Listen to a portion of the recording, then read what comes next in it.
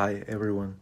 Today we're going to talk about the consequences and causes of corruption. Okay? First, let's look at corruption. Some of the many consequences of corruption includes impunity for criminal, meaning they go unpunished, mi- mistrust in authorities as people lose faith in the government. Thus, they don't believe again, and increased violence because institutions are weak. And now, what is the causes of this corruption? A weak juridical system that fails to punish the guilty people, um, bias in government institutions, and a lack of transparency, which makes as easy to hide and illegal activities. What is the cause of drugs? What is the why that it happens? First, the traffic. Now, moving tons of drugs of dealing. How they happen if the government um, doesn't not do something? Why is so much big problem in Mexico? Why that is a big problem? There is a high demand of drugs in the United States and Europa. I'm sorry. Many people get involved in economic difficulties and they go to the drug, to get money. And against the corruption, almost official allows this illegal activity to continue. And what is the impact on the society? Is the effect on the traffic dealing in the society. It breaks.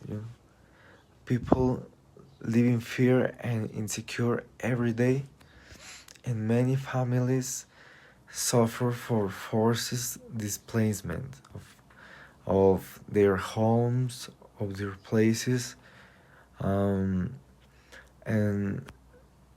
that limits a lot the economy of the deployment because of violence scares away invest. And the governments, and for an example, the governments made some efforts to fight crime. Their anti-corruption reforms and strong laws.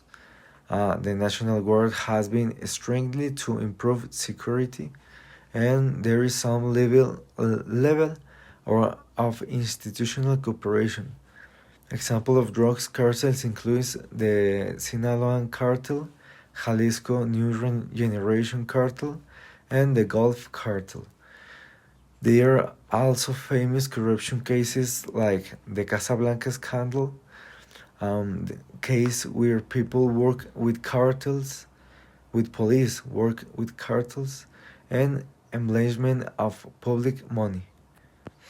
The consequences of drug traffic is the organized crime get like the power with the people, violence and homicides, and general social instability. What is the possible solution? Finally, what can we do? Externally to justice system so that crimes are punished. We can also do reduce drug demand, especially in consumers' countries, and